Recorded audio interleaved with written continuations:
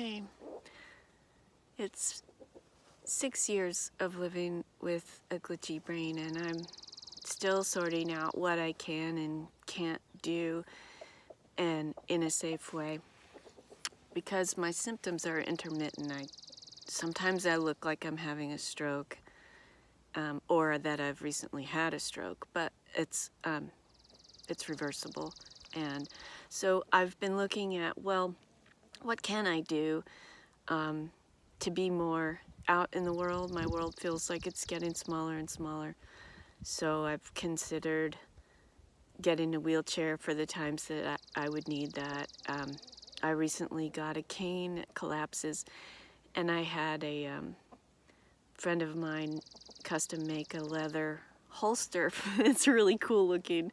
So I've got this fanny pack, and I can strap this cane onto my waist, and I can just go, in theory, to an outdoor event on a sunny day and get around. And at that point in the day when getting around becomes more difficult, I can probably get myself to a chair and be there. So I've been really trying to come up with ways that I don't have to be so dependent on my husband, or dependent that a store will have a wheelchair when I need it, or things like that. So I started considering going to a gathering, a good-sized gathering this summer. I used to go to pagan gatherings a lot. I really enjoy the space and the camaraderie. And if you haven't been to one, that generally involves being outdoors and camping with lots of other people, lots of fun. Oftentimes, though, you know, you're in the woods or in meadows, uneven terrain, and big spaces to traverse and things. And based on family and work schedules and stuff, it didn't make sense for my husband to go with me at this time. So I considered going with a friend. And the tricky part about that is I could be at a 4-day event.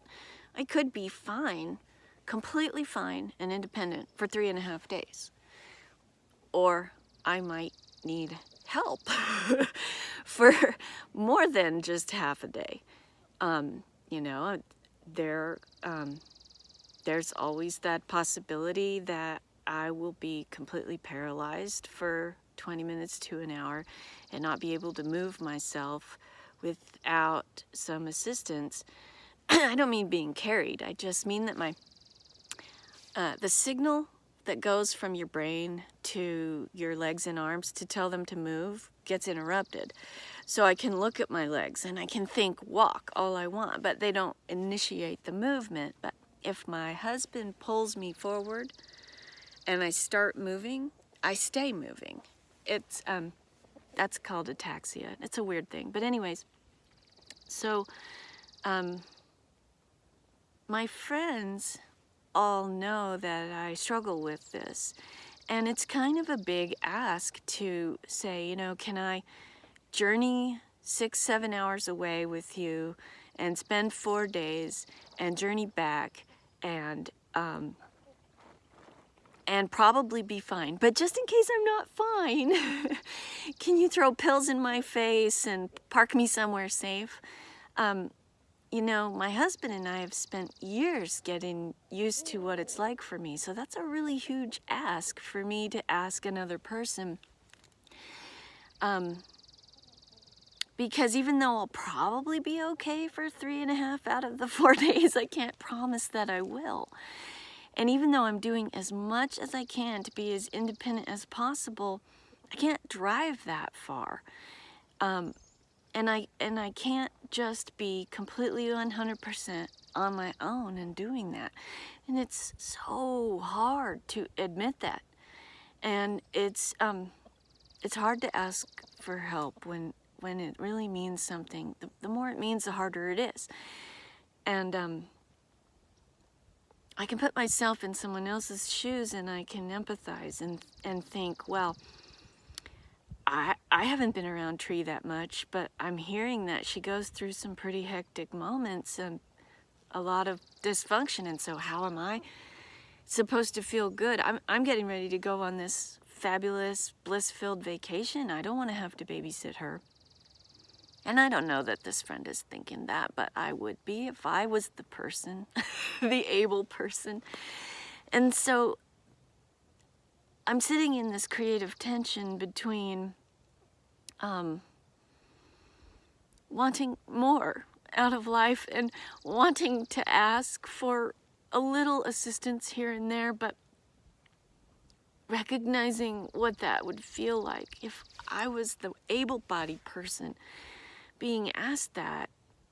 And it's icky on both sides of that fence. And so, you know, theoretically, we're supposed to give our friends love and support, but we don't always have the skills, we don't always have the resources or the energy to give something like that. I know that for myself, I can't give of myself in service if my cup isn't already running over. I don't have milk and honey for you.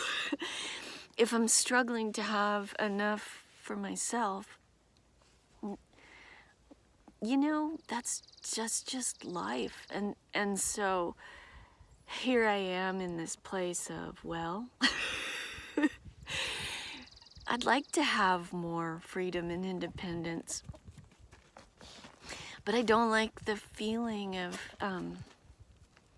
potentially being a burden or a hindrance, someone that has to be cared for or looked after or babysat. It's, I don't know, hopefully I'm not babbling, and hopefully someone out there is relating to this. But you know, I'm saying all this for myself. Because of my condition, I'm fairly isolated. I've also been feeling like I'm more sensitive after my son died, and also dealing with this for 6 years. My world is shrinking, and when I do spend time with a person, it takes a huge investment of energy for me to be there. I have more social anxiety now, and go through all this effort to be with someone, and then little things, what maybe, I mean, I think the old me would think something was a little thing, but this current me gets hurt so easily. And I've got this checklist of people who I've felt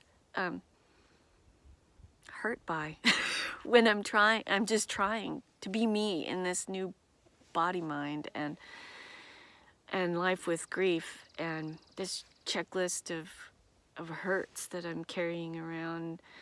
If I stop interacting with the people who've accidentally been insensitive, then there's no one left. So I've got to find a way to get resilient again. And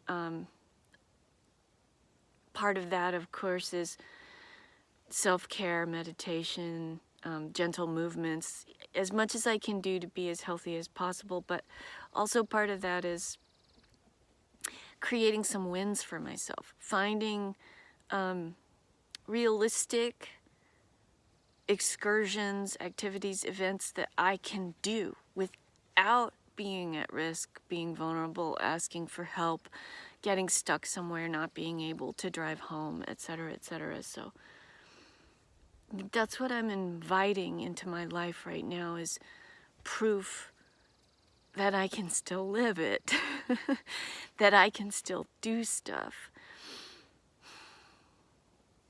that I can be independent.